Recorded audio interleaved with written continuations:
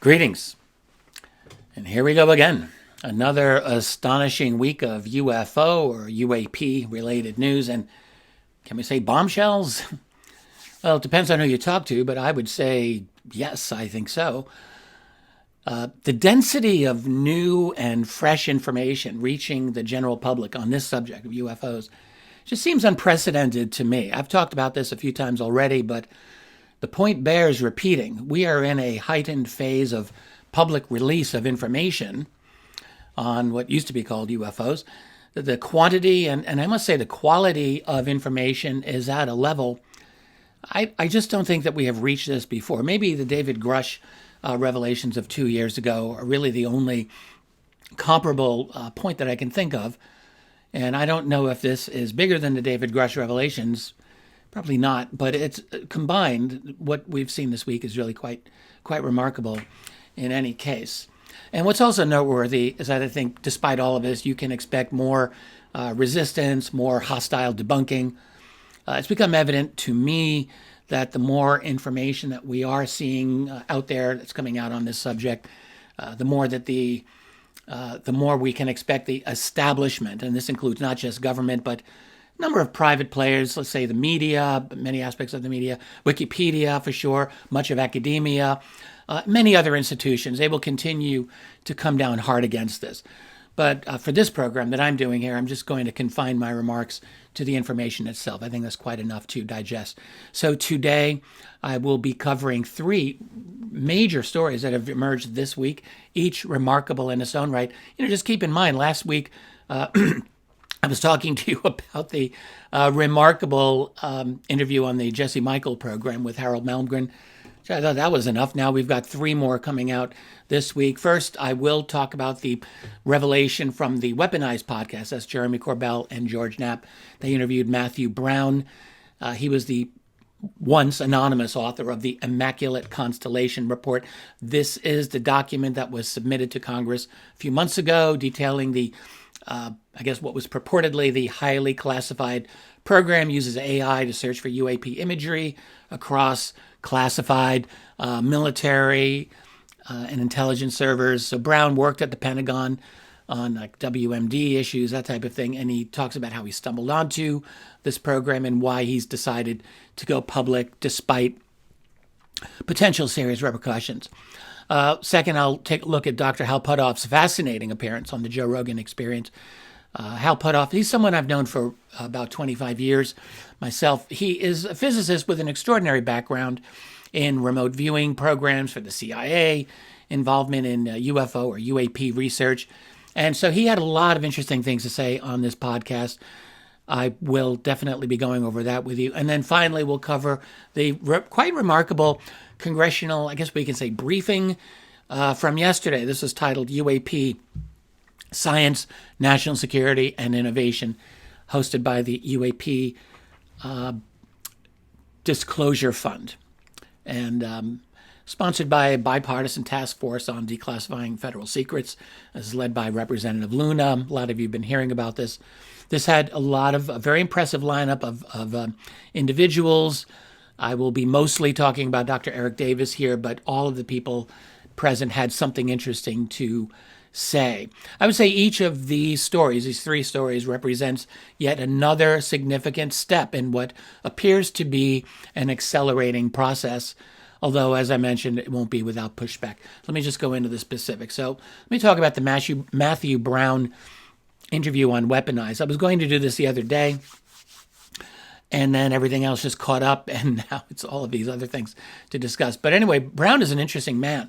He has a degree in international affairs. He worked at the Pentagon for over 5 years, including in the office of the Under Secretary of Defense for Intelligence, that's USDI. He had a top secret CSI clearance. He had an interest in UFOs, he said, but he really wasn't actively interested in it. And I think, as he said, his initial assumption for years that it was just simply our classified technology. And then he talked about discovering otherwise. So what I have most of this presentation here for you is a lot of bullets on my slides. I want to make this as easy for you to follow. That's going to be I hope I've done a good job with the bullets. So as he says, it was in 2018 that Brown said he accidentally discovered the Immaculate Constellation program while organizing files on a Pentagon server. It was a shared server. He opened a misfiled document labeled the 2018 Schriever War Game that contained an unexpected heading, Immaculate Constellation. He didn't know anything about this. And then it featured Luis Elizondo's face on one of the slides. So Schriever Space Force Base is in Colorado Springs, Colorado, in case you're wondering. And what he says is that he says there is a banner without classification markings that just says Immaculate Constellation. The next slide is where it gets interesting. He says because the face of Lou Elizondo is there. It was saying that Immaculate Constellation is an unacknowledged special access program, a USAP, established after the exposure of the ATIP program in 2017. That's the Advanced Aerospace Threat Identification Program. If you followed this channel for any period of time, you probably know what that is. So he's reading the document, and it identifies Immaculate Constellation as an unacknowledged special access program. And now he's wondering what in God's name is this about. And he's saying that the program, Immaculate Constellation, documented a large black triangle hovering directly over a Russian naval vessel, or vessels, I guess, in the Pacific Ocean near Kamchatka. That's a massive peninsula there. He said the Russian sailors showed no alarm, no evasive maneuvers, no defensive protocol. So the calm that they had suggested maybe foreknowledge or maybe prior contact with this object, but it wasn't something that was blowing their minds, apparently. The photograph itself told a story. It was taken from water level, maybe from a clandestine submersible, captured both the vessels and the craft in a single frame, perfect surveillance positioning, perfect evidence gathering. The program documents label the craft either RV or ARV, so this is terminology indicating maybe a reproduction vehicle of some sort, either anomalous or alien origin. The mission purpose became very clear to him: global intelligence, surveillance, and reconnaissance of these objects. What the Russians knew about the triangle is, I guess he either didn't know or it remains classified. What our own military knows remains hidden, but there you have it. So the mission of Immaculate Constellation basically had really a clear purpose and a minimal footprint. So it was to gather UAP intelligence globally. It was to draw data from existing military and intelligence sensors across theaters, to centralize this information into a unified intelligence picture away from congressional oversight. It's very logical how it's set up, in my opinion. Just understanding how he explained it, it's like you hear him talk about it, you think this kind of makes sense. The briefing document contained, he said, 12 to 15 slides of raw evidence. After the black triangle, there were other pages that displayed orbs, basically spherical objects, not clear how they were able to stay in the air, captured across multiple continents and environments. They appeared with striking regularity around nuclear facilities, weapon sites, military assets. I think in his assessment, you couldn't dismiss this pattern as coincidence. In my own research, there's a tremendous amount to say about these orbs. They are definitely a significant part of what we call the UFO or UAP phenomenon. When, as we know, when the Pentagon was asked about Immaculate Constellation, they totally denied its existence. But anyway, the program continued its clandestine operations throughout the years, apparently collecting, cataloging, concealing what the public was not meant to know, that we are monitored by something beyond our comprehension, and that select elements within our government track these encounters away from official channels. That is certainly what it looks like. After the 2017 revelations, a brief window opened. This is how Matthew describes this. He said people were speaking freely on classified networks. Questions were asked. Theories were exchanged, all of this. The culture shifted. Then came the order. It was unwritten, but it was understood by everyone. The window closed. All this was not to be discussed. Certain names became totally radioactive. He actually said, you can't mention David Grush in certain professional settings or you are fucked. No formal memo circulated, no official directive was issued. Basically, we got a message traveling through whispers and sudden silences. Careers were very much endangered for those who spoke these names and talked about programs that are not supposed to be discussed. The deception reached the highest levels. I mean, Brown witnessed this firsthand. He said, I read the transcripts of Sean Kirkpatrick, that's of the Arrow office, briefing Senator Rubio, Senator Warren, Senator Gillibrand. And, he's reading it. It's like all the evidence of deliberate misdirection was unmistakable. And then he reads Rubio's realization, and Rubio said, what the hell is the executive branch doing? Have they been running this for 60 years without congressional oversight? This is Rubio, who's now Secretary of State, of course. So it's very interesting that this exchange was in there and Brown was aware of it. So it became obvious the secrecy apparatus, at least in his estimation, extended beyond intelligence compartments or military security. One thing he said was, it's been allowed to corrupt and infest every aspect of our society to serve the interests and whims of a very elite select few. I like that quote. Basically, the machinery protects not just national security, it protects power. I think we all can see that. It's not just shielding technology, it's shielding control. And if you break the silence, you face consequences. So there's that. Brown, he was very interesting. I think this is a good, of the three videos that I'm covering, this is the shortest. It's less than 1 hour. The other two are 3 hours or more. They're quite long. Brown, he's just very interesting. You could see he had a lot of very good qualifications. Highly intelligent, very sympathetic individual, it seems to me. His focus was not on UFOs. It was all on weapons of mass destruction. And I think this is a man with very, very strong credentials. And he talked about risking life imprisonment and the possibility of execution. When he said that, I wondered, our execution sounded a little extreme, but I'm not here to question him. This is what he believes. He wasn't giving any embellishment to it. So he made his decision. And I really want to applaud Matthew Brown for what he had to say. I think he had a very strong clarity of purpose in his interview. And really what you're seeing with him is a man of order who chose to disrupt the system. He's within this military environment, following orders, but he's become a disruptor of his own selection. He's a defender of secrecy who chose disclosure.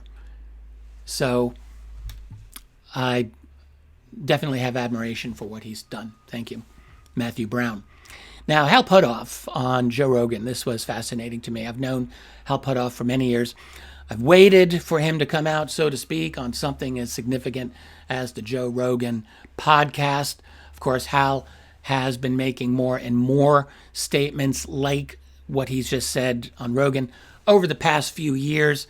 I don't know if this consists of genuine bombshells. If you've been scouring the web for years, you would likely have heard most, maybe even all of this information that he had to say. But he put it together in a very powerful, cogent manner. I have to think this has had a lot of impact for many people.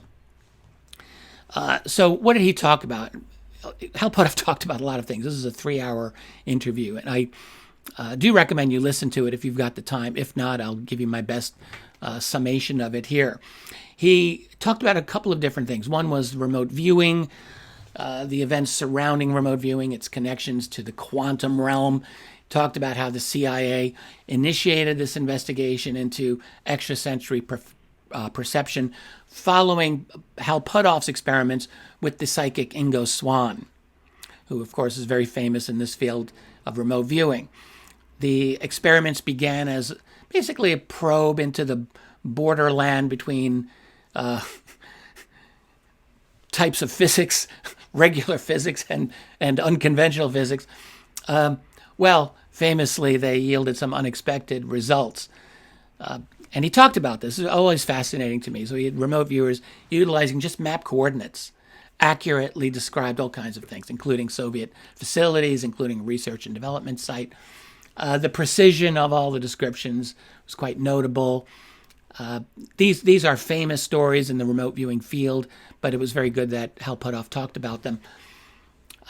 Basically, he went on, he said there are people involved in the program. They had the ability to perceive even through types of shielding. He talked about the internal workings of electronic devices. They indicated they show the capacity to affect certain devices, influencing their oscillations. So not just remote viewing, but remote influencing. And, it's like, what causes this? It's not particularly clear. I don't think that he's sure. I don't know if anyone is sure. So maybe the phenomenon, he wonders, is rooted in quantum mechanics, where, the laws of physics do not, at least the laws of classical physics, don't always or easily apply. He mentioned that the program gave an unexpected outcome. He said even those who initially were very skeptical became effective remote viewers in controlled experiments. One individual, he said he was a CIA representative, was tasked with uncovering potential fraud in the experiments, and instead he found himself successfully remote viewing. He described a target with uncanny accuracy. So all of these things are once considered impossible. They've been documented, they've been verified, and really the only question is what is able to make this happen. I don't know if people really understand that to this day. Now, it becomes more interesting to me when Hal Puthoff began talking about UFOs or UAPs. Talks about, as a physicist, he was initially skeptical about non-human intelligence, but he did not remain that way after he started looking into it. I guess that's really his main point. Remote viewing partly opened him up to that. But then he talked about, as part of a think tank, and this is quite interesting. I think he's participated in more than one of these, to be honest. But he talked about this one, and he said he evaluated the potential consequences of disclosure. You have to look at the pluses and the minuses here. I'll have a little bit more to say about that in a second. He talked about how the current system of compartmentalization is really holding back scientific progress on UAP technology. He was very supportive of the UAP Disclosure Act of 2023. He believes that controlled disclosure, where information is released in a careful way, in a managed way, is the best approach to serve national security interests. Remember, this is a man with 5-6 decades of having classified, being within the classified world of holding clearances. So this is how he thinks. He also said, in his opinion, that acknowledging the reality of UAPs, engaging with their implications, can help us, can help unlock new areas for scientific inquiry, technological advancement. So I think all of that was very well said.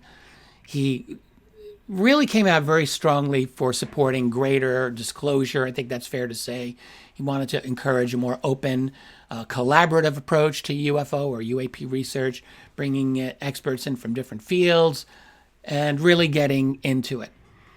Regarding the think tank, by the way, so according to the interview, he was part of a think tank that evaluated the consequences of disclosure, and it was led by a person who he couldn't name, but this person contacted Puthoff and asked him to participate which was all about discussing the consequences of disclosure about UAPs. He mentioned that the think tank included people like Senator Rubio, and that the goal was to get a group of high-level individuals to collaborate on saying what their involvement was, to agree what could be disclosed, and it was focused on evaluating the positive and negative consequences of disclosure. So ultimately, he didn't really give a lot more information about this, like its name or the specific topics discussed or the outcome. But it was clear from his participation that it was important, and he certainly came down on the side of wanting to promote disclosure more than in the past. And that's the impression that I got from that.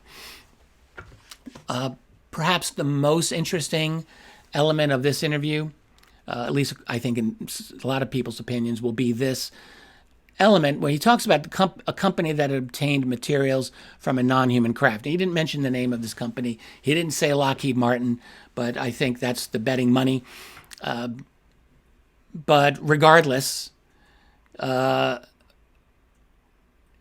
was a connection to Bigelow Aerospace. I'm quite sure this is connected to the article that was discussed a few months ago by Christopher Sharp. A couple of other people have talked about this as well, in which Lockheed Martin was said to have technology from alien craft, that was going to be somehow given or gifted to the Bigelow Aerospace company for study, and that it was turned down twice or blocked by the CIA. This may be a different scenario, but there may be something similar about it. I'm not sure. But anyway, he talked about a company that had obtained materials from a non-human craft, but the compartmentalization, this was interesting, was so extreme that even the company's own researchers could not access the materials. So he's describing a scenario where you have a person working on the propulsion system of the craft that had no access to the metallurgists who were working on the materials, despite the fact that their work was so closely related and they were all in the same building. The metallurgists, in turn, had no access to the person working on the propulsion system. So, we've heard hints and rumors, at least I've heard hints and rumors for a while, of this amount of secrecy that was hindering research, but this was probably the most explicit statement that I'm aware of in the public realm that talks about this.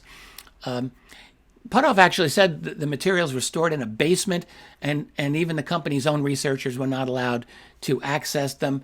So he's describing a situation where you got a person working on a project but would not be allowed to see the materials or know what they were working on. The person would be given a task to complete, but would not be given any context or information about the project as a whole. Puthoff actually used the word obscene to describe this level of compartmentalization, and basically as death to scientific progress. For him, he's talking about the lack of collaboration, the lack of information sharing between researchers as a definite obstacle to advancing our own understanding of this tech. And of course, that makes perfect sense. And also, the ARROW office and the AOI MSG office, those programs, were trying to coordinate highly classified UAP information, but the extreme compartmentalization of the technology remained a real problem. Puthoff also mentioned that he had spoken to a person who had been involved in the Manhattan Project, that is the project to build the first atomic bomb way back in the 1940s, of course. And that person had told him that the level of compartmentalization in the UAP field was even more extreme than it had been during the Manhattan Project. Puthoff called all of this just a fascinating puzzle, and that it was clear that the companies involved in the UAP field were being forced to work in a highly compartmentalized environment with very little information sharing or collaboration between researchers. It's frustrating yet understandable why Puthoff is being cagey about the company that allegedly had the extraterrestrial material. I mean, he likely has his own non-disclosure agreements in place. I can only imagine. Is probably bound by all kinds of confidentiality agreements. But what's clear is that the company in question had obtained materials from a non-human craft, but the compartmentalization of information was so extreme that even their own researchers could not access the materials. He actually proposed a novel solution to this. He suggested that the company could provide material to his organization, and in return, they would conduct research and provide the results without revealing the source of the material. He said, look, this could allow the company to maintain their secrecy. They could still advance the scientific understanding of the material, but that proposal was rejected. So, very interesting. He talked a little bit about the Kona Blue program. We've heard about this over the last couple of years. Luis Elizondo wrote about it in his book Imminent last year. Here, Puthoff is talking about it, and basically just mentions the program. Now it's been acknowledged, and during his involvement, they compiled a massive amount of documentation on UAP research, methodologies, all of that, which he said literally stacked up to the ceiling. And he noted that the program, which generated 38 scientific papers on advanced propulsion and warp technology, wasn't sure if he mentioned this in connection with Kona Blue, but he did talk about this. This is very well known when it came out a few years ago. A lot of scientists, official mainstream scientists, really ripped on these papers, calling it like Harry Potter type, fantasy stuff. But actually, it was very brilliantly done, and Puthoff organized these papers. He basically, in fact, he talked about this 5-6 years ago, I think back in 2018 at a lecture, that it's still available on Vimeo, I think, to his surprise. But what he stated was that as part of all of this work, he was with Robert Bigelow on contract to the government, is that they wanted scientific information on all of these UFO or UAP related fields and didn't know how to get information from experts in various fields. So he basically approached them through legitimate aerospace and propulsion science channels, and didn't tell them that it was they were working on a UFO project. He asked if they would talk about the future of their discipline, in the coming decades, and what could be gleaned out of that. So I thought that was actually very interesting that he did that. They just had no idea that their work was related to UAPs or extraterrestrials or anything like that. They were just working on advanced propulsion and warp technology, and their research was used to further understand the phenomenon. So very, very interesting. And I think he indicated that this was part of Kona Blue. But the Kona Blue program really never got off the ground either. So how this all fits in bureaucratically, it's not really 100% clear to me. But it was all quite interesting. He also talked about various theories of non-human intelligence, different hypotheses, extraterrestrial, ultra-terrestrial, interdimensional. He actually talked about evidence suggesting that some of these may originate from ocean-based facilities. Found that quite interesting. Of course, I've published the first of my 3-volume history of USOs, that is unidentified submerged objects. If you have not read the book, let me be the first to encourage you to go check it out. I tried to do a very, very thorough and complete history of that. The other 2 volumes are coming out this year as well. In any case, he talked about that. I thought, very good, check. He mentioned that remote viewers who were part of the remote viewing program had identified possible UAP bases on Earth, some in the oceans. So, all very interesting.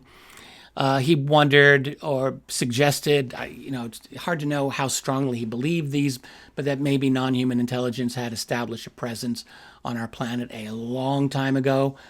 And that he really indicated this presence may be more extensive and complex than we currently understand. He did toss that out there. He also indicated that some incidents suggest that non-human intelligences are monitoring nuclear facilities and missile sites, something that researchers have been talking about for a long time. It's just nice to hear him state this. And, whether or not he feels that they were good or bad, well, I'm going to get into that, I think, in the next slide. But basically, I think his attitude is, look, none of this is conclusive. We need more information to understand really what is going on. But he did state pretty clearly that the accumulation of the data and of the evidence from all the different sources suggested that non-human intelligence is real. It's here. It's a significant phenomenon that deserves serious attention and study. I think that's probably the biggest takeaway you could get from his statement there. So, everything that you hear Hal Puthoff state, that you always get a commitment to scientific rigor. He's always there, at the same time being open-minded in his inquiry. It's a really great combination that I've always admired about him. He did talk about what we can call the metamaterial. He did an analysis, you could say, of crash retrieval materials. Specifically, this one that is pictured here, this bismuth titanium metamaterial, so it's called, allegedly recovered from the Roswell crash. He talked a bit about it. He said it was sent to a national laboratory for analysis. Scientists could not find any historical precedent for its composition. The experts were baffled by the material structure. It had very ultra-fine layers of bismuth and magnesium and titanium that were somehow bonded together in a way that defied conventional understanding. He mentioned that aerospace companies were also tasked with trying to recreate the material's structure. They could not do it. They were not able to have any success in that regard. He also mentioned that there were multiple recovered craft. He didn't know the exact number, but he did say more than 10. He noted that programs have been established to reverse engineer the recovered non-human tech with the goal of understanding how it works and potentially adapting it for human use. He said this effort's been going for many years, and there's been some significant progress, but there's still a lot more to be learned about all of it. I think his discussion of crash retrievals was this was a fascinating part of the discussion. It's a nice little glimpse into the world of reverse engineering and the efforts that are made to understand and to adapt this technology. So, and then I think, we get to the issue of are they friend or foe? Something that, we all wonder about if we've looked at this subject long enough. And, he's kind of on both sides of this. He talks about cases where UFOs or UAPs have been seen near nuclear facilities and that their presence was associated with a reduction in the risk of nuclear accidents or conflicts, maybe suggesting they were somewhat benevolent, or they're trying to prevent the use of nuclear weapons or prevent nuclear war, mitigate the risks with nuclear power. But he did note that there were other encounters that showed that these objects do have real threat capabilities, not just the ability to deactivate missiles. We've all heard about this. He talked about instances where they were seen interfering with military equipment, including missiles and other defense systems. He talked about the Colares, Brazil sightings of 1977 and 1978. This is something that, if you're a real UFO researcher, or if you're a Brazilian UFO researcher, you're definitely going to know about this. But it was a very, very significant series of events. And Puthoff talked about that. So in this case, you had UFOs, UAPs firing beams of energy at people, causing physical harm, in some cases death and other injuries. This was investigated. This is a definite instance where you can really argue these objects were going after ordinary civilians and at times killing them. So he talked about that, although he did say the majority of these encounters seem to be non-aggressive and that their intentions are not particularly clear. So for him to say that after all of his years looking into this is interesting. He really said, look, there's still a lot more that we need to know about the motivations and goals of these beings. We need to just keep at it. So he did, I will just mention here that to the extent that he's talking about the potential threat posed by these objects, it is a reminder. I think this must be emphasized here, that their intentions must be, they may not necessarily all be benign. I guess that's maybe how we can put it. And that it's in our interest and maybe our obligation to very carefully consider these potential intentions.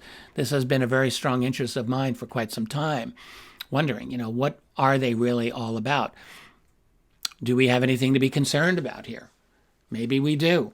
Not here to press the alarm in every instance, but when we are faced with a group that is vastly more capable than we are technologically, and they seem to have a run of the place, yes, we would want to inquire, do we have anything to worry about? I think that's a fair enough thing to say.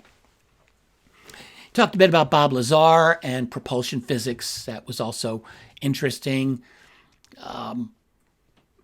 Like what is behind the impossible maneuvers of these objects. Hal Puthoff's been thinking about this for many, many years.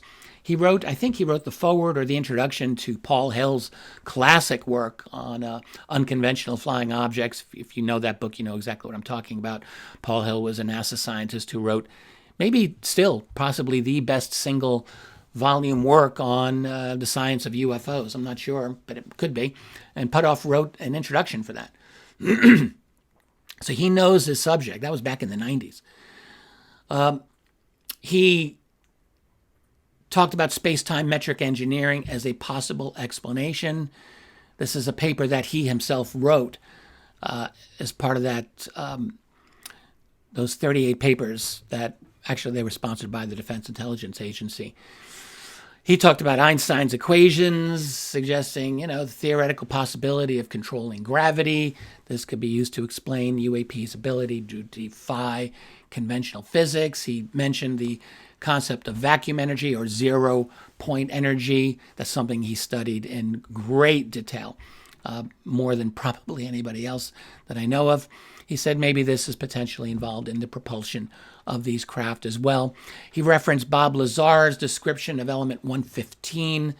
This is the material Lazar claimed was used in propulsion systems of UAPs that he worked with. I thought it was interesting, Puthoff, unlike a lot of other people, he considers Lazar as potentially correct here. Seems to me he's that element 115 could be a real material with unique properties that allow it to manipulate space-time. I think he was open to that. He stated that the craft's reported X-ray emissions were consistent with theoretical models of gravity control. Got kind of technical there, but this could be used to explain UAP's ability to move in impossible ways. I thought it was interesting when he's talking about propulsion physics and Bob Lazar's claims.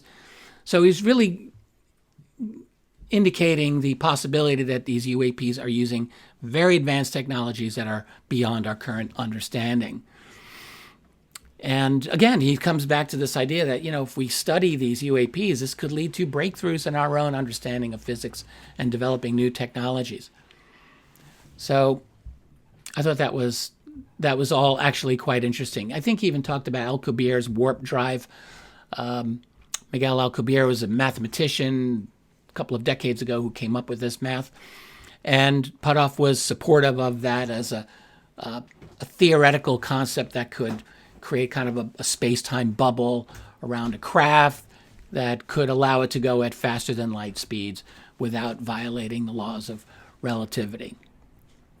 That was quite good. So overall, I think his discussion of propulsion physics and Lazar, that was another nice glimpse into the possible technologies behind these UAPs.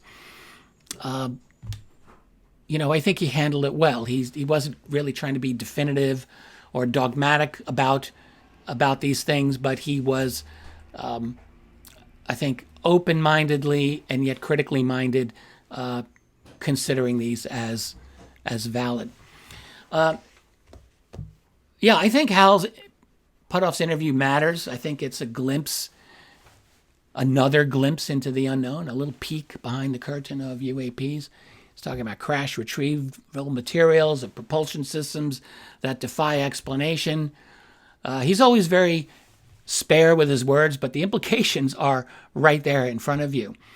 So, very, very good. I would encourage you to check out that interview. Now for the final story. Remember, all of this has come out over just a couple of days, and this is I guess we'll call it a briefing in Congress sponsored by the UAP Disclosure Fund. That's got Tim Gallaudet and Gary Nolan and Lou Elizondo and a lot of the folks that were up there. And it was indeed related to Representative Anna Paulina Luna's work in Congress currently. She is working on the committee to investigate various types of conspiracies, whether it's UFOs, USOs, JFK, 9/11, COVID, and the rest. So I think this was in support of that. So let's go in here. So the first, Eric Davis wasn't the first person to talk, but I want to talk about him first. I think what he had to say was the most telling and significant of everyone there.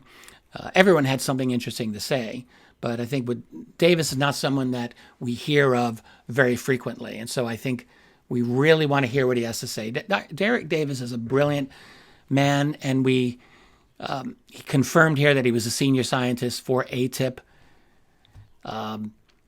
doing UFO investigations for the Pentagon. He explicitly stated that the legacy UAP programs are more hidden than the Manhattan Project. It's exactly what Hal Puthoff said on Rogan. Of course, Puthoff and Davis are very close colleagues, so obviously what one knows, pretty confident in thinking that the other one probably knows it as well. More secret than the Manhattan Project, and have been deliberately kept hidden from congressional oversight. He was quite explicit about that. And he said since the Eisenhower administration, this has been kept hidden from congressional oversight. So for the last 65 years or so, through presidential emergency action directives, he said. He confirmed the existence of crash retrieval and reverse engineering programs. He described how defense contractors use what he called internal research and development funds to analyze recovered vehicles with zero congressional oversight. So this creates complete deniability through circumventing the appropriations processes, right? Davis said he personally briefed officials on crash retrieval information, including a classified briefing to the Senate Armed Services Committee, staff director, and the Senate Intelligence Committee members regarding findings that the recovered craft, and this is his statement, were not made by human hands and not from his planet. That's a very interesting statement, not by human hands, because that is a statement from the famous or infamous Wilson Davis memo that leaked finally in 2019. I had a lot to say about that. A lot of very ignorant people came out and said that that was a fake document. It was, all of these things that it wasn't. Well, no, it was a legitimate document. Eric Davis was the author of that. He actually mentions this. I'll get to that in a second. He didn't explicitly state that he wrote it, but he very, very strongly implied it, and I'll tell you the details in a second. But he did state that only one 4-star general and one 3-star admiral, and that 3-star admiral would be Wilson, by the way, he said only those two successfully located these special access programs, which he said were compartmentalized beyond even our most sensitive nuclear weapons programs. So that's how deeply these things are hidden. And then when you read the Davis Wilson notes, by the way, you get the exact same conclusion that these UFO-related programs are deeply, deeply classified. Relating to the Davis Wilson memo, Wilson Davis memo situation, Lou Elizondo had something to say this. So Elizondo, during this briefing, he said, for those who don't know, Dr. Davis was, and I'll let him answer this. This is a direct quote here. It was submitted into the matter of record for Congress a couple of years ago, the Wilson Davis memo. It was alleged that he was the author of it. This is Elizondo's words. And if you don't know what that is, I encourage you to look it up. It has been entered as a matter of public record on the Congressional record. It is extremely significant, as Elizondo. He clearly knows it's a legitimate memo. And he's mentioning Davis right there in the room. He said, this is the man. I won't say he did or he didn't. I'll let you tell. And then he kind of drifted off there. Now, when Davis began speaking, he did not directly respond to this clear prompt by Elizondo about the Wilson Davis memo. But he did discuss his background working with Bigelow Aerospace, various scientific organizations. And then he described how, through astronaut Edgar Mitchell, who was very much involved with that whole business, that he said, I got on the trail of looking for the so-called legend within the UFO community of the retrieval of crashed or landed UAP craft or UFO craft. That's a direct statement of Eric Davis. And then he later mentioned finding only one 4-star general and one 3-star admiral, again, that's Wilson, who were able to locate these programs. So he's describing meeting with defense contractors and intelligence officials throughout his career. He did not explicitly confirm or deny his role in the Wilson Davis notes during his testimony. But I think he came very, very close when he talked about his whole backstory. That was a very clear reference to it. He's got to be careful. This is the thing with Eric Davis. These individuals, even though the Wilson Davis notes were not officially classified, what they were discussing was certainly extremely classified. And when he wrote those notes back in 2002, a long time ago, he was only writing it for the very, very small group of individuals associated with his work at Bigelow, back then the National Institute for Discovery Science. That included people like Hal Puthoff and Edgar Mitchell and many others. He made a very unambiguous statement about recovered craft. He said the craft that have been recovered are not of the earth. They're not made by human hands. They are not from this planet. They are not human. They are an alien technology. Again, I mentioned this before, but this was a direct reference, like right out of the memo he wrote after his meeting with Thomas Wilson over 20 years ago. I don't think that was an accident. He didn't state directly he was the author of it, but he directly quoted it. So, and then, he said something else that was very, very interesting. He talked about one of the crash recoveries that we Americans got was in 1944.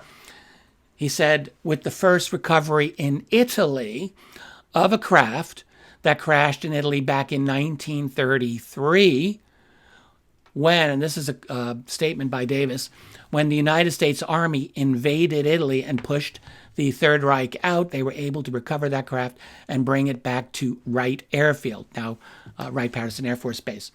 And he also said the majority of the crash retrievals have gone to Wright Airfield or Wright-Patterson. Now, that's quite interesting, isn't it? Because just a week ago, we were all talking about this man here. This is Harold Malmgren, who interviewed with Jesse Michaels just before Harold Malmgren died. And Harold Malmgren, if you probably caught this last week, he was advisor to 4 United States presidents, a very brilliant economist who stumbled into the UFO reality himself way back in the 1960s, had a lot to say about it. And Malmgren also had quite a bit to say about that 1933 craft, which we acquired toward the end of World War II. That corresponds exactly with what Eric Davis just said. So I really think that's a very interesting connection there. Back to Eric Davis. He was not certain about the origins of these beings. He's a lot like Puthoff in this, I think. He says, whatever the word alien means, are they extraterrestrial? We don't know. We don't know. That's a direct quote. The same with motivations. He really didn't either want to or know what those motivations were. So he said, look, we need anthropologists and social psychologists and philosophers to figure that out because they haven't communicated their intentions, according to Davis. And then another thing regarding the materials, he just described analyzing the materials that the different contractors claimed that they'd had and that were being used in the legacy program. He said, look, they contain unknown or isotopes of unknown origin with unknown isotopic ratios. He really was emphasis. These were compositions physically impossible to manufacture on Earth. That's in his opinion. And I think there's one other thing that I wanted to get into here with Davis, and that's the entities. So he did talk about aliens, and he didn't go on and on about them, but it was quite interesting. So he made some limited references to these biological entities associated with these UAP craft. He was actually asked specifically, like whatever species have been piloting these craft and how large are they and so forth. And Davis actually stated, he said, people are talking about reptilians and insectoids. It's not that they're reptilian or insect-like. It's that they resemble a reptile or an insect-type human because they have morphology or shapes, he said, that sort of look that way. They're small human stature. And then he was asked a little bit more, and he added, well, the grays I'm familiar with from investigating the crash of Corona, he says, which is misnamed the crash of Roswell. It's not the crash in Roswell, it's a crash at Corona, a crash in New Mexico. He said they're 4 to 5 feet tall.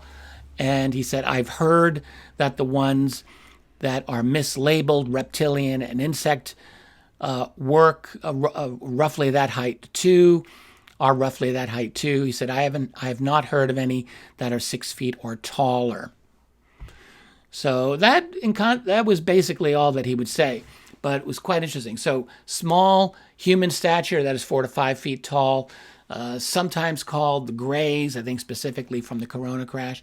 Others get mischaracterized, he said, as reptilian or insectoid due to their morphology, but they're not actually reptiles or insects, but they are entities whose appearance resembles those forms. He didn't really give any further physical descriptions beyond that, but that was interesting for sure. So I'll talk about just some of the other folks who spoke at this event yesterday. Luis Elizondo, of course, former ATIP leader, described himself as, he said, I've been part of a lot of sensitive meetings, both in the intelligence community and within the national security apparatus. All true. We've known all of that for a while. And he just stated bluntly that, UFOs, UAP, I keep saying UFOs, sorry, I keep saying UFOs. He said UAP represent the greatest intelligence failure since 9/11, the cover-up of our lifetime. Now, Lou Elizondo did show a photograph of a UAP or a UFO during the presentation. I'm showing this. This is a better version from the X feed that the Fund for UAP Disclosure put out. So let's talk about this. So what he said specifically is this photograph I just received permission. He said, cast by a civilian pilot. Now, this is why it's important, he said, taken from a civilian pilot. Potentially the object, he said, is anywhere from 600 to 1,000 feet diameter. He did emphasize, though, that he did not take the photograph and that it needed to be vetted. So we'll just say that much. Then, of course, not surprisingly, everyone just jumped in on this picture. Mick West, the debunker, said, look, this is very likely, very common desert irrigation circles, irrigation pits. We see them all the time when you're flying over, especially out in the Midwest. You see them on there. It's not a flying object, and said the supposed shadow is probably an adjacent field with a different coloration, creates an optical illusion of a hovering disk. Now, I'll just say, first of all, I am not going to jump into this fray. If I were looking at it casually, I would say it looks exactly like a hovering object with a shadow. And one of the reasons I would think that is that if there were two irrigation pits, one of them looks like it's blocking the road there. The white one looks like it's just covering up the road. Now, I'm sure that there are good skeptical answers to that. I don't know what they are. Now, more to the point, all right, the consensus out there is that this is a standard irrigation pit. I mean, this has been mercilessly ridiculed and mocked online. And, you really do have to acknowledge here. I mean, yes, Lou did state he cannot vouch for the veracity of the photograph. He didn't take it. This is not vetted. But you really have to think here. This is the second time that he has stepped into something like this. This happened about less than a year ago, with another photograph that was shown not to be an actual UFO. So, you really have to just recognize that this is a time you've got to be careful when you're putting evidence out there. This was not vetted. It is questionable evidence.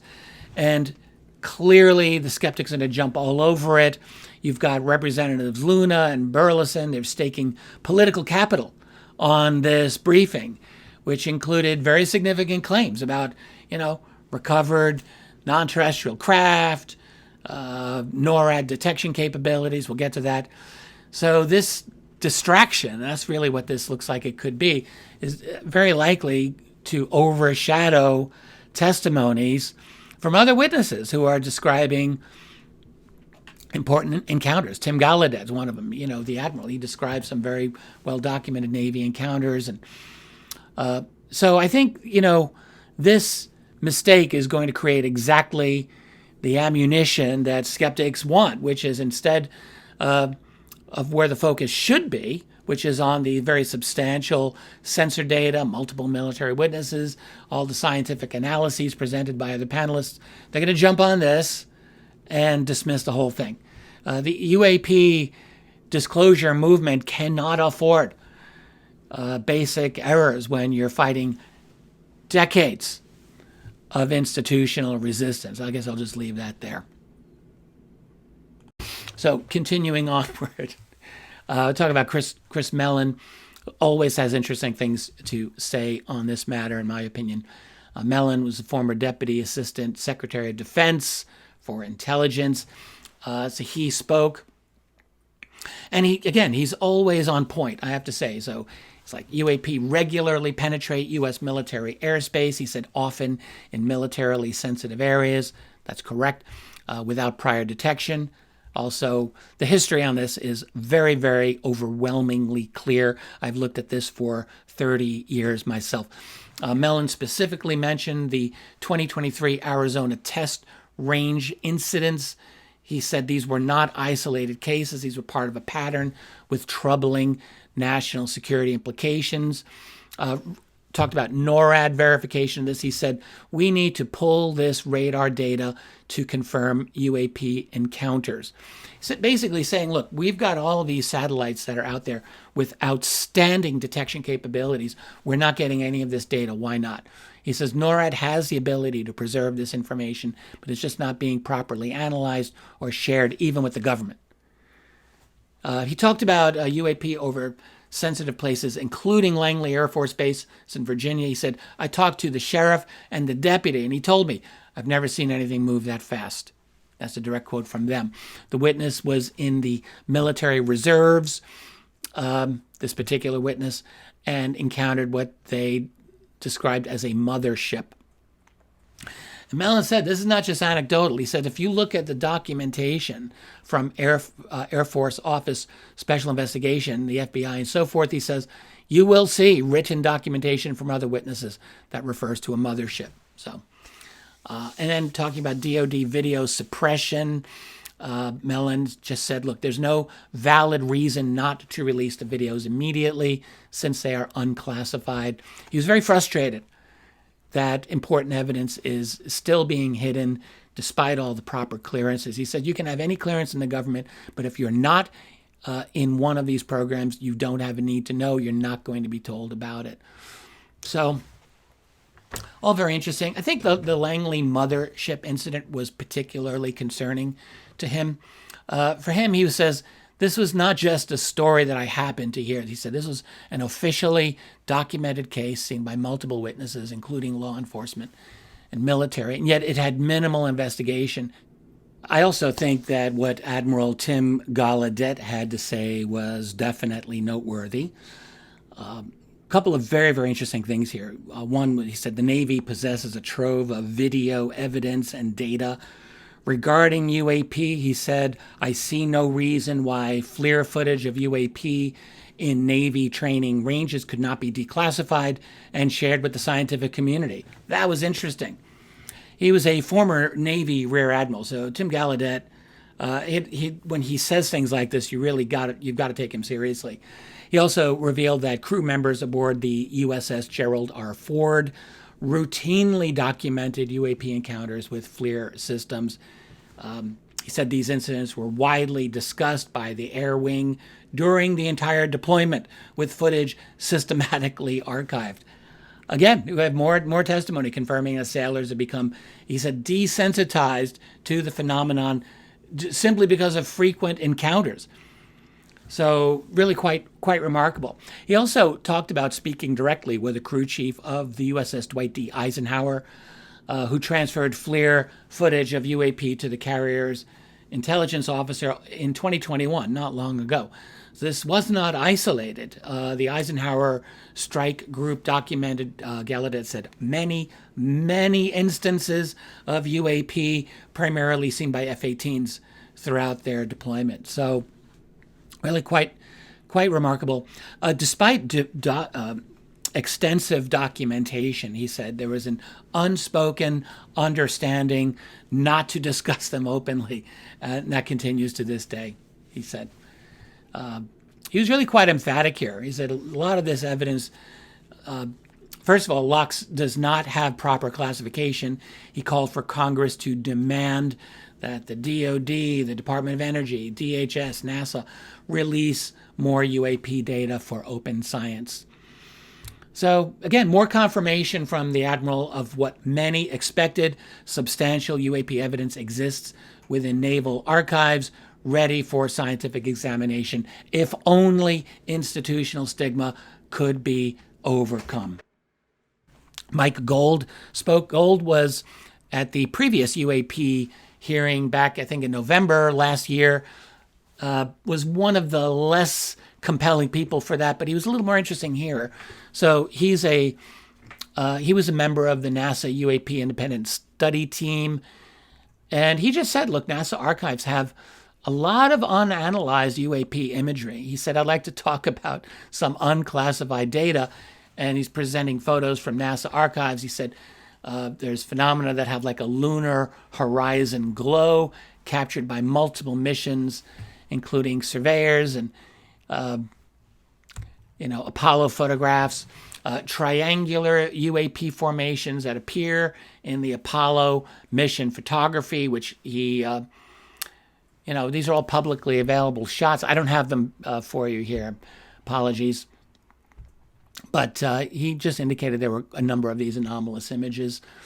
And also, I think a little more on point, he just said that these NASA UAP researchers faced explicit threats. He said particularly academic members of the NASA UAP Independent Study Team were outright threatened, he said, not for saying UAP exists or doesn't exist, but just for researching it. That's the level of hostility, he said. He said, like, you can't do science in that environment.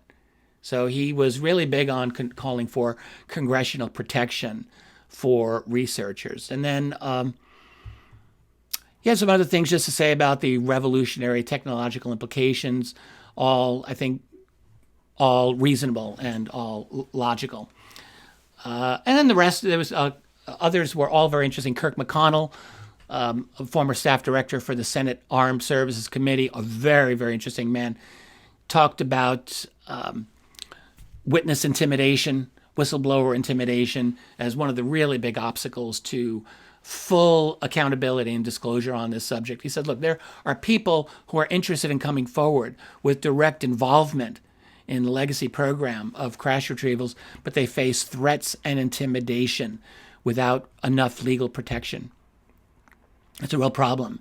He said, look, these special access programs operate through presidential emergency action directives. That's exactly what Eric Davis had said. And that these directives circumvent congressional oversight, creating a massive blind spot in our supposedly democratic system. Ana Estevez, a former National Science Foundation program director, was there saying that UAP research has already, she said, quietly revolutionized American technology. Very interesting for her to say that. She said, we funded companies working on materials, semiconductors, power generation, propulsion technology that were UAP adjacent or UAP inspired. Very interesting. And then meanwhile, she's saying like China openly is pursuing this research, saying that Chinese officials list gravitational control and alien life among their scientific priorities at international conferences.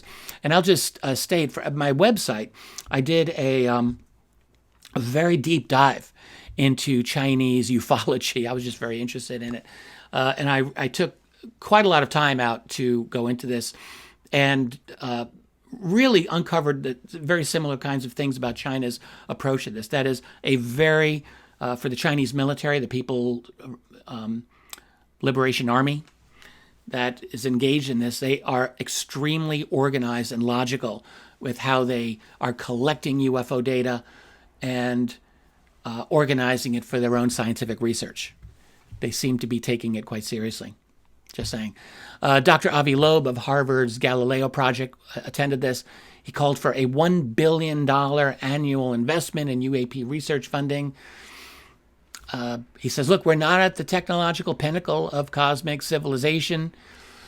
And he said, look, we need to figure out what is going on in our sky. So he just emphasized this investment would advance national security, regardless of UAP origins, while potentially delivering revolutionary scientific discoveries.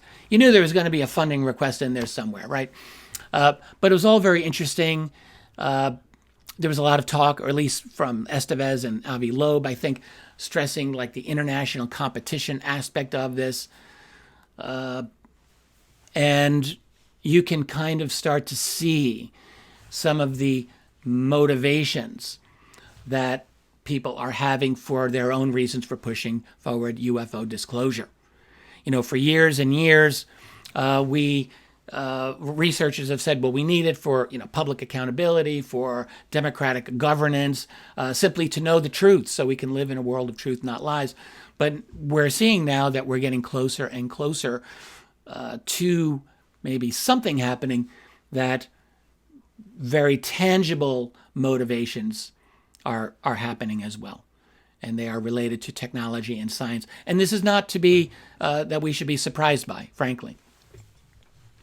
So I think the unprecedented briefing, this was a very good briefing, I have to say, and had bipartisan congressional support. So just another step down the road we have been going. I mean, this one had experts, you had academia, you had intelligence, you had military, you had NASA. So it really does show how public pressure, and that is where this started, can transform a stigmatized topic into legitimate national security and scientific concerns. So I think that was actually quite interesting. And, looking at the three major stories that emerge in a single week, we have the public revelation of the Immaculate Constellation whistleblower, Matthew Brown, the Very extensive interview by Hal Puthoff on the Joe Rogan experience, and now this fairly high-level UAP briefing to Congress. We are witnessing an unprecedented moment in UAP transparency or disclosure history. I really do think that the sheer volume and quality of information being released suggests a coordinated shift in how this topic is being treated. All of this testimony from this week, I was going to say stories, but they're more than stories. They're pieces of testimony that collectively, I think they are representing some of the most significant and maybe authoritative public discussion of UAPs that we've ever seen. Of course, there was David Grush a couple of years ago, very, very significant. And there have been some other public statements over time, absolutely important. But this is still quite significant. I think what makes this moment particularly remarkable is not just the breadth of information, but the credibility of the sources. Again, I really think this is important. You have military officials, you have government scientists, you have intelligence professionals, academicians, all speaking with unusual candor about phenomena that were just, until quite recently, this is all considered fringe. So all of this convergence of this very good quality information from credible multiple channels in such a compressed time frame this week, that's an indication that I don't want to overstate this because it absolutely might be incorrect here, but you have to wonder, are we approaching a tipping point in the public acknowledgement of non-human intelligence and its implications, for, well, national security, scientific advancement, and our own understanding of ourselves and our place in the cosmos. All of that. All that I can add from this is for you to expect more debunking attempts and attacks. This information is not value neutral, right? It has major implications for our society, for our world, and to a large extent, how things work in our world. So always remember that there are people willing to defend their interests in this battle. So don't be surprised that they fight back. But we still keep coming at them as well. So it's interesting times, and I'm glad to share this with you. Those 3 videos were probably nearly 8 hours long, more than 7 hours. I try to do the whole thing in about an hour for you, but I do encourage you to check them out at your leisure. If you have not already, I will have links for them below. So if you like this video, hit the like button, share it, subscribe to my channel here. Check out my website at richarddolanmembers.com. I'll be back soon again. Let's keep fighting the good fight. Later.